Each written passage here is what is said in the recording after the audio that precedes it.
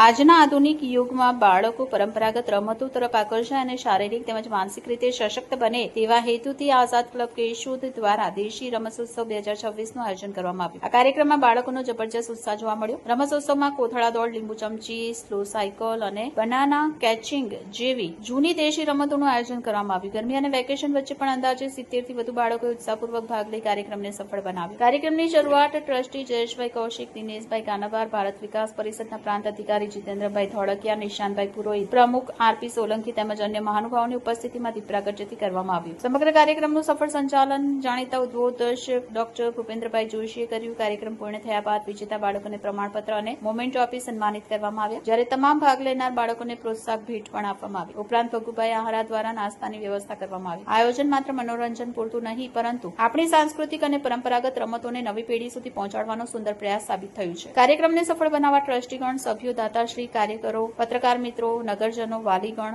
અને બાળ મિત્રોનો નોંધપાત્ર સહયોગ મળ્યો હતો. અંતમાં આઝાદ ક્લબ દ્વારા તમામ સહયોગીઓનો આભાર વ્યક્ત કરી ભવિષ્યમાં પણ આવા લોકપ્રેરક કાર્યક્રમો યોજાતા રહેશે તેવી આશા વ્યક્ત કરવામાં આવી. Reporter Harsh Bada, A to Z news, Keshod.